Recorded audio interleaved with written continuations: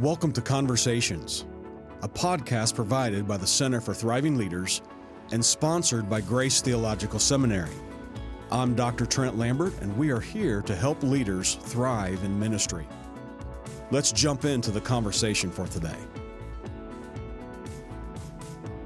Greetings. Welcome to Conversations, a podcast provided by the Center for Thriving Leaders, sponsored by Grace Theological Seminary. I am Dr. Trent Lambert, and we are here to help leaders thrive in ministry. So with no further ado, let's jump right into our conversation for today. And today I am blessed to have with me here in the Grace College Seminary podcast studio, Pastor Steve Dewitt. Welcome today, sir. Thank you. My privilege to be here. Pastor Steve has served as a senior pastor of Bethel Church since 1997. Bethel is a non-denominational church located in Northwest Indiana, the Chicago area land, and ministers to his community across multiple campuses. Steve is on the council of the Gospel Coalition and is a board member of Global Action. His teaching ministry can be heard on his popular podcast and media ministry called The Journey. Steve and his wife, Jennifer, are the proud parents of two daughters. They live in Crown Point, Indiana. Once again, Steve, thank you for being with us today here on the campus of Grace College and Seminary. I'm having a blast. Thanks. I believe you're also the author of Eyes Wide Open, Enjoying God in Everything, and just recently you told me you're going to be doing a book on loneliness. Well, it's basically done. I sent it to the publisher, I think a week from Saturday, so it's the final polish stage right now. How exciting. Yeah.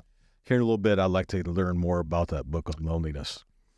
You know, Steve, one of the things that I love when I talk to pastors and leaders is I love to talk about family.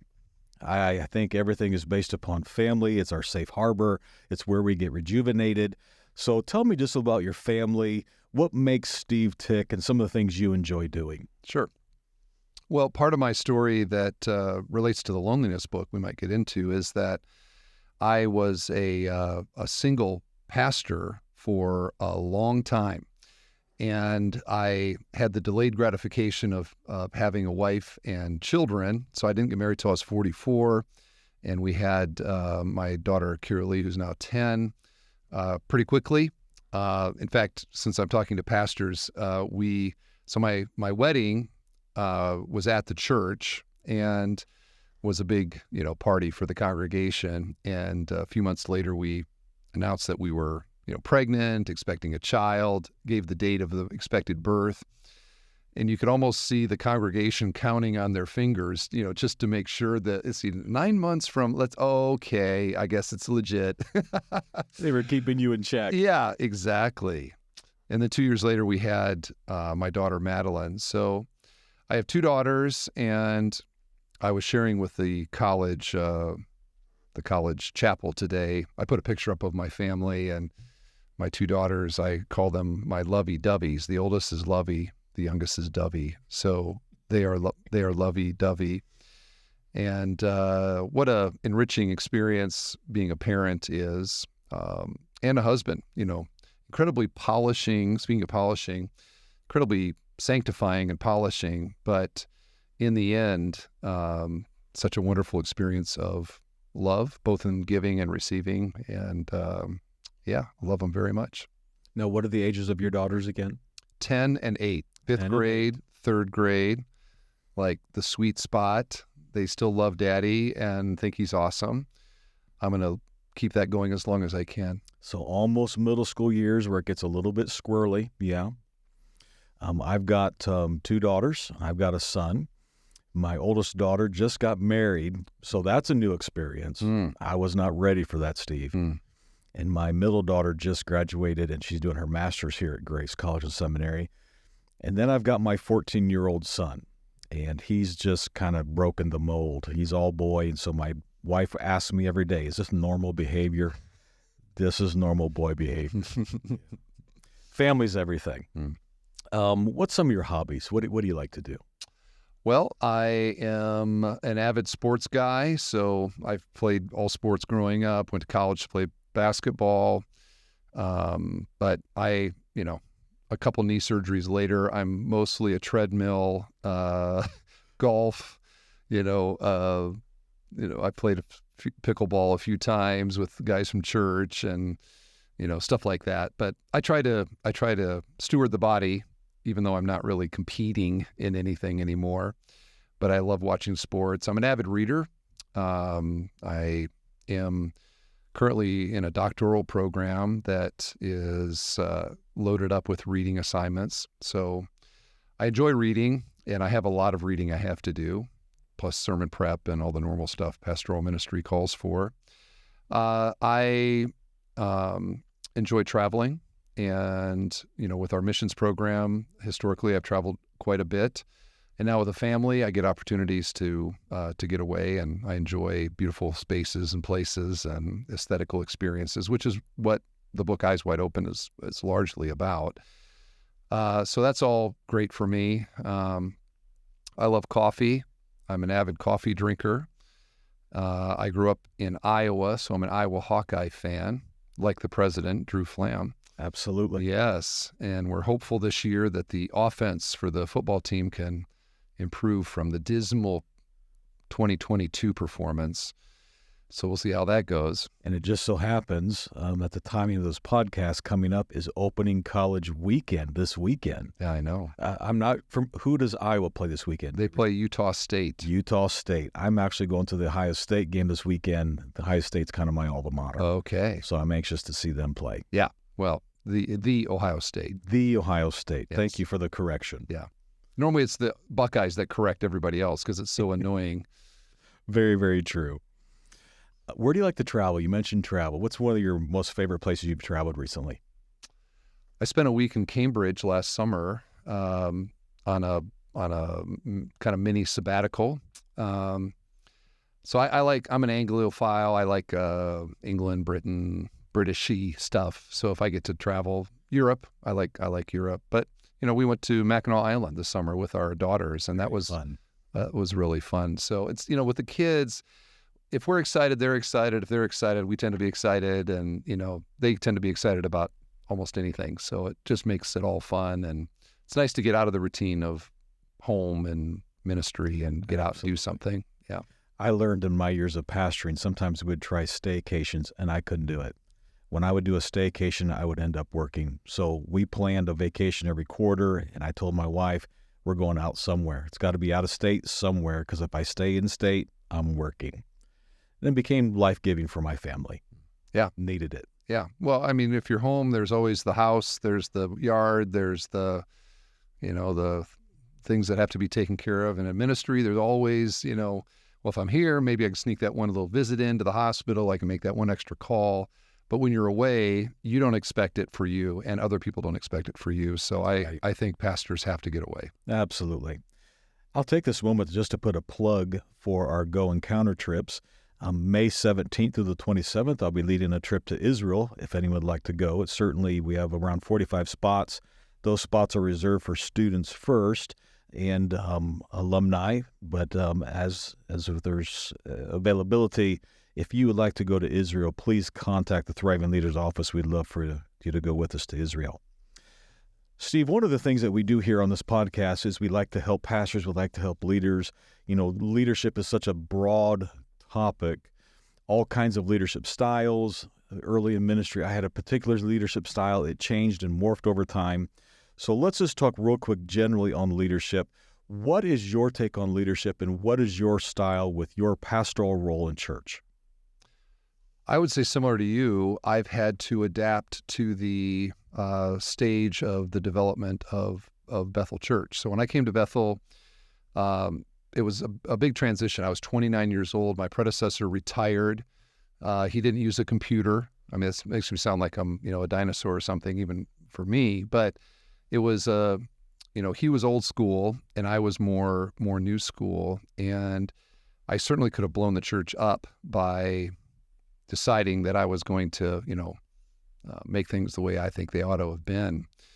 And I had to, the second commandment is to love your neighbor as yourself. And as a pastor, it still applies to us. And that means the neighbors that we have in the church who have their own traditions and their own preferences, even though they may view their preferences as principles. Loving your neighbor, I think, means that you have to put their needs first. And so I spent many years slowly adapting the church, making tweaks, changes, little things, building trust with the congregation, which is essential. I use the analogy of change that it's, some guys go to a church and like a branch on a tree, they determine this branch needs to be not here, but over here. And they very quickly move that branch only to see it broken off. And that congregation will never go to, it might have been legitimate, but the pain of the change without the capital of trust, it impedes that church for a very long time. I'm a fan, and I talk with some of our young leaders in our church about the slow bend, that leadership is the art of slowly bending the branch of the congregation, to where, with God's help, you believe it needs to be. And those small incremental changes slowly over time will get you there. And so leadership, the art of knowing how and when a church is ready to make a step in a direction of change, is, arguably like when Solomon said, God said, I'll give you whatever you want. And he said, give me wisdom to lead these people. It's kind of like that. It's the wisdom, and you don't always get it right, for sure. I didn't. But the slow bend over time, taking the long view, I think is critical. So in going to the church, I had to build that capital of trust. And for 26 years, I've been slowly bending, the branch. And as the branch has, become and formed and developed, my leadership role has also changed. And it continues to change, even at this stage. I'm 55 years old, and we have an executive team, and I'm, more and more pushing the day-to-day, their direction, which allows me to be here at Grace and do things like this, and to know that it's in good hands. Both the guys that my executives are longtime friends and partners in ministry, high trust, and but that comes over time. And it's easy to look at a church that maybe is where you want to be, and to let that aspiration cause you to to move too quickly. But I've been bending for a quarter century, or as I said to Drew earlier, it's 1/40th of a millennium that I've been bending here, and but I'm a big fan of the slow bend. I think there's a book title in there. The Slow Bend. The Slow Bend. Yeah. As you were talking, I'm thinking this could be a book for sure. Pastors and leaders that are listening right now, I hope you just caught what Pastor Steve just said, the slow bend and the whole narrative wrapped around that. That's the price of this podcast for sure. The other piece was high trust over time. I think sometimes we jump in with high trust and there just hasn't been enough time to develop that. So I think those two keys you just said, I think each of those could be books for sure. Well, I'll do the one, you do the other. Amen to that. In our spare time, right? Yeah. One thing I'd like to ask you, and I ask most of the pastors and leaders that come onto this podcast, is we've been through COVID, personal things, our churches.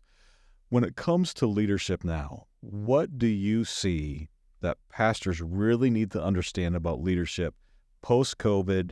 There's still some insecurities. Anything of leadership post-COVID that you think, pastors, you really need to lock into this? Boy, that's a big question. And I probably like many that are listening, we continue to be learners on this. And, it's been the hardest couple of years any of us have ever gone through, I think, has been the COVID years. So, you mentioned that, I think you mentioned earlier that I have a book on loneliness that's coming out. And when you look at the all the studies indicate that the problem that was there before COVID regarding, the alienation that people are feeling, the lack of social connection, COVID was like a turbo on that problem, and the indicators are all higher than they have ever historically ever been, so that they're calling it an epidemic of loneliness. And I'm not talking about, these aren't theologians or pastors. These are sociologists and doctors and the Surgeon General and others who are, waving a flag saying our society has never been this disconnected. I think that the opportunity for the church and high-touch callings like pastoral ministry, if there was ever a time where our callings should shine, it would be in a society like the one that we live in today. Coming out of COVID, people I think are more eager, more desirous to connect with others than they've ever been. I think that the even mental illness and the spiritual isolation a little bit goes a long ways. And I think it's always been true in pastoral ministry with pastoral touches, but even more now, show them you care. The mass email is not nearly as helpful as even a text, a personal touch, a call, remembering people's names. These kind of social graces that indicate a social connection are more powerful than they have ever been. And I would just urge pastors that, there's never been a greater opportunity for what we do than right now.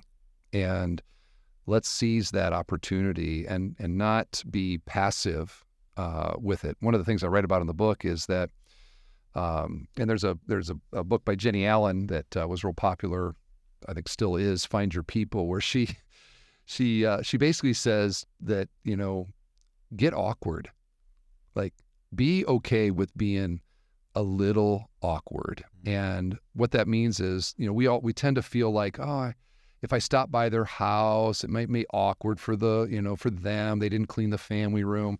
Or if I invite them over and we don't have everything, or be awkward with like, hey, I'd like a friend. Could we be friends? Which is sort of unnerving to say, but people are searching for friendship right now. And, the isolation, so many people working from home, so many people displaced, all of that is where the church and community and welcome and connecting and fellowship, all of these are arrows in our quiver that we need to be firing right now. Make sure at the end of the week, your quiver is empty because you shot all those arrows, and keep shooting them. I think that the opportunity to bear fruit from them is tremendous right now. So I, maybe I've always been a little awkward, so that's okay. But I'm urging, be a little more aggressive and a little more out there with your kind of willingness to be vulnerable with people. People need it more than ever. Totally agree. We're seeing that on the academic side as well. One of the things I do here at Grace College and Seminary is I oversee the Masters of Arts in Ministry online program. And we've seen tremendous growth. And one of the things, Steve, that we've done to implement that is what you just said, is we become awkward, where there's more personal touch on the front side, talking to potential students. Once they're in the program, we call them to see how they're doing and pray for them. And much more of those life touches just along the way. And we're seeing it bear fruit, just as you were saying. Another thing that happened during COVID that as a churchman that I'm following and interested in, and we're on the drafting table right now building some things in our doctorate program, is the use of technology. And so as a pastor, as a leader, has COVID changed how you approach technology? Some churches were ready, some were not. Where do you stand with use of technology, whether it's digital live streaming, enhancement to make your message pop. Has COVID changed that at all for you, for your church? Do you mean, is it okay if AI writes my sermons? Is that what you're asking? Not asking that, not going there yet. In fact, are you actually a real person? Well, those The are listeners might wonder, is this absolutely just an AI-generated voice? those are things that we have to discuss with our students too when it comes to research. Yeah, I'm happy to tell everybody you are a person. He is embodied here. we are not AI today. Yes. This is. I'd love to have a real thoughtful answer here, but it's something that we're wrestling with currently. We still have, we probably have 800 or 900 people every Sunday still online. And we have begged, we've urged, we've admonished, we've tried to incentivize, just throwing my equity out there. Hey, come on to church. And after 3 years, the habits of life have become the habitus of life. And I just recently was talking with our lead elders about this very question. What do we do? Is this just the way it's going to be? Do we pull a plug on it? What do we do? And I think every church has to come to their own conclusions. Clearly, online discipleship is not the goal. As Ed Stetzer calls it, a tool. But the tool has become, I think, the end goal for too many people. So we're wrestling with that. I do think that, things like this, podcasts and all of that, I see as a valuable, that's a plus. People were podcasting before. But what was noted, I forget who said it, a lot of, you see these guys, they're building houses, they're mowing yards, they're, in the trades, and, they're not reading books as they do it, but they all have their, AirPods or their headphones on and stuff, that people are listening more than they've ever listened before. So I think the church should leverage that. And I'm glad that you're doing that. And this is one example. But social media is, I think, complicating for genuine Christian community. And, the smartphone, if I refer to Jenny Allegan, she tells a story about a village in Africa where, for like generations, the women would wash the clothes every day in the river. And technology came to the village, and they all got washing machines in their home. And they did studies, and the life satisfaction after the washing machines was lower than before, because that was their time for community and connecting. And, so the technological blessing became a quality of life curse. And, our pervasive technology has so many positives, but there are so many curses that come with it as well, which again is the need for genuine Christian community, providing that's better than a smartphone. That's better than a social media. That's better than a searching and all the things that happen. So I think we have to be wise with it. We're still struggling, trying to figure out what to do with it. Most churches are, I think. Yeah, the conversations I've had with pastors are exactly where you're at. How do we handle this?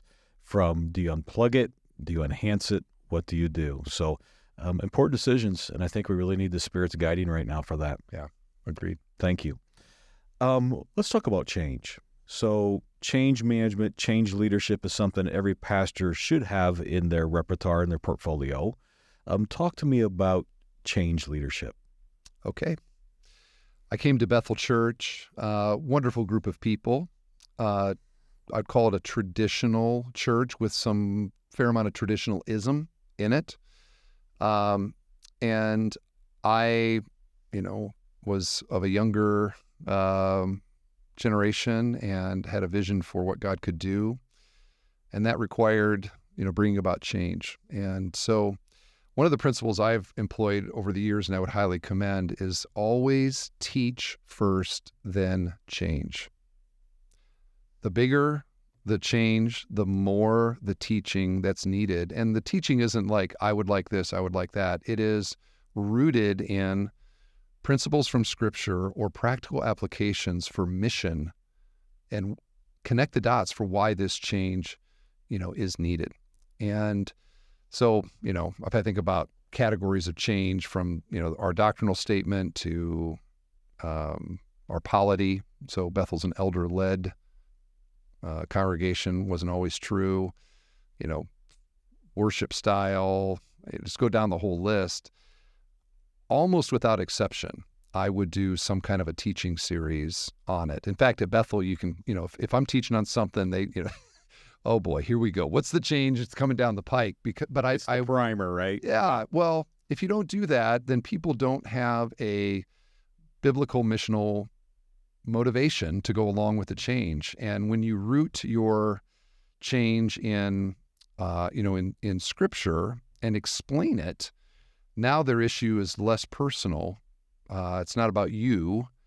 It's about your argument from Scripture, your principle from Scripture, that they themselves then have to mount a counter argument. They can't just not like you. They need to be able to say, no, this is why that is not the case. And some people will try that, but if you're reasonable, if you are biblical, I find that in a church with some maturity, people are going to likely go with what is going to be more fruit-bearing, bring more glory to God, advance the mission in the community, globally, whatever. And so my urging would be to always teach before you make a significant change. Second point, let's talk about integrity. How important for you is integrity in leadership? I think trust is the foundation of every relationship. And trust in pastoral ministry is deeply rooted in people's sense of your spiritual walk with God, your ethical, moral integrity. And here I'm sitting at Grace College, so this is not a perfection, but it is a direction, that the direction of your life is for the things of God, that you care for the priorities that God has laid out, and that you are personally practicing those very things. And so this is where the integrity of the pastoral call is very much a personal one.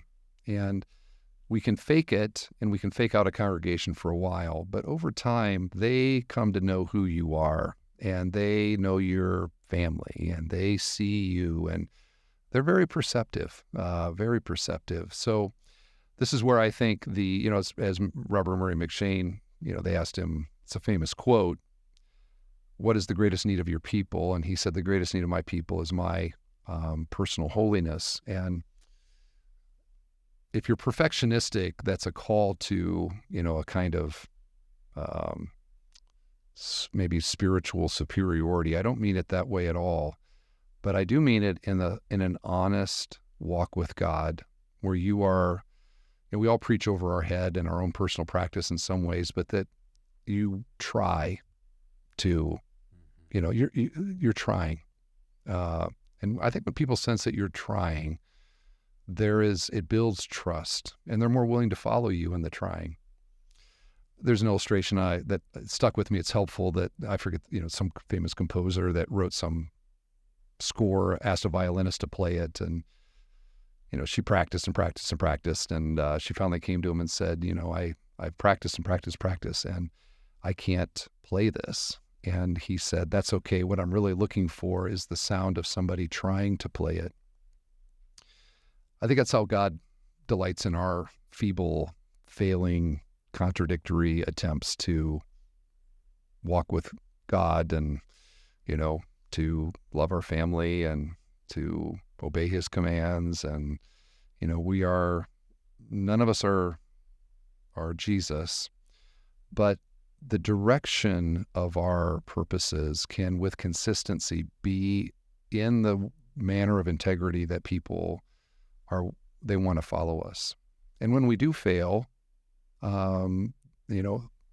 to see also the grace that we've shown towards them as well.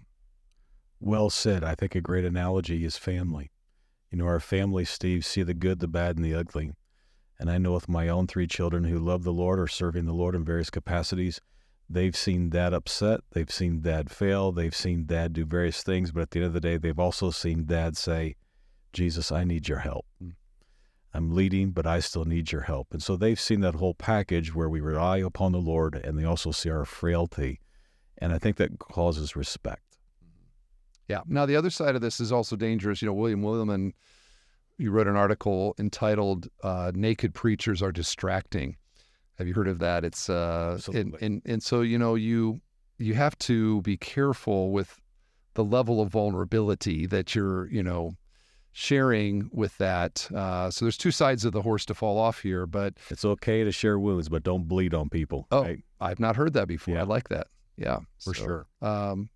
I just think love God, walk with God, be honest with your failures. Don't pump up your successes too much. Love your family. It's all the stuff Paul lays out in 1 Timothy 3. Just focus on those things, and people will respect you and they will follow. Well said. Steve, let's end our time today. I would love to hear more about your books. Could you tell us about your book, Everything God, or Enjoying God in Everything? Sure.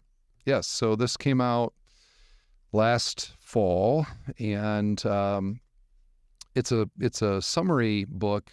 It's like a shorter version of the first book, which was Eyes Wide Open.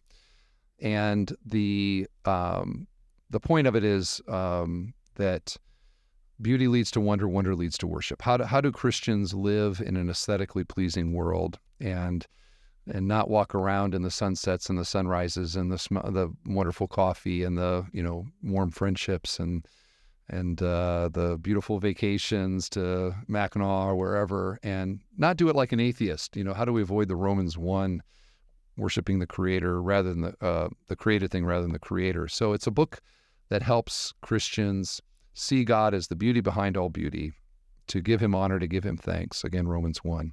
And in doing that, enrich the aesthetical experiences so that the coffee should taste a little bit better and the sunset should, look a little more beautiful, and the marital intimacies can be enjoyed in a deeper way, because for us, these are not just moments of aesthetical pleasure, but we turn them into moments of worship. And so it's a book guiding in that, and how to think that way and how to apply it. And there's a chapter in there about the beauty of Christ, which is what I'm doing in chapel tomorrow here at the college, and which is a whole nother category. I think oftentimes people don't think about Jesus' beauty and what that means, but it's a book about all that stuff. So if you love beautiful landscaping, and if you love sunsets at the beach, then this is the book for you. That's the read for them. That is the book for them, yes. And how about your soon-released book, Loneliness? Give us a little insight. Yeah. Well, it is a book out of my life. I think I said earlier I was a single pastor for a really long time. In fact, I calculated 8,000 nights of adulthood that I spent alone before I got married at 44. And it's not a book about marriage taking care of loneliness, not at all. But it's just my story that I had a lot of time to think about aloneness and solitude and these feelings, these unmet expectations and longings. What do I do with this loneliness? In addition to that, I was involved in ministry, and I'm around thousands of people. In fact, there's a couple megachurch experts that said I was the only unmarried megachurch pastor in the United States. So really weird. Like I was weird. But it provided me a couple decades of pondering and thinking and trying to apply and to live out faithfully my singleness and to leverage my loneliness in positive ways. So the subtitle of the book is the title's Loneliness. Subtitle is Don't Hate It or Waste It, Redeem It. And so it's a book about, because loneliness is not sin. It's a mechanism God placed within us as image bearers to indicate that there is an aspect of our life that is unfulfilled, and to spur us towards fulfilling those in healthy ways. And so I talk about how not to waste your loneliness, hopefully not to hate it either, but then how to redeem it. And in short, it's the application of Jesus, who said it's more blessed to give than to receive, that as we take the focus off of ourselves and as we give ourselves to meeting the relational needs of others, somehow mysteriously we lose our loneliness. It's like, where did it go? The blessing of giving is the key to losing our loneliness. And so give the love that you long for, and how to do it. And there's a whole chapter in there on loneliness and ministry and leadership ministry, which, again, the stats on it are crazy. Barna and others about, half of the people listening to this podcast thought about leaving the ministry within the last year or two, and half of them, roughly, did so because they feel alone in ministry. So it's a huge need, and I hope God blesses. It comes out in May, I think. Moody Publishing. What an incredible resource. How can they get these books, Steve? Well, they're all on Amazon, so that's probably the easiest way. You could go to our church website, bethelweb.org, and or Steve Dewitt. thejourney.fm is our media page. Okay. So, what a great resource. I hope our listeners got all that information. If you didn't get it, you didn't write it down, please contact the Thriving Leaders Office. We'll make sure you get that information and get those books in your library. What a great resource. Pastor Steve Dewitt, pleasure having you here in the Theological podcast room today. Thanks for having me. This is Dr. Lambert with the Center for Thriving Leaders and Grace Theological Seminary, challenging you to keep thriving in ministry. Thanks for joining us today. See you next time. Bye. This is Dr. Trent Lambert with the Center for Thriving Leaders and Grace Theological Seminary, challenging you to keep thriving in ministry. Thanks for joining us today.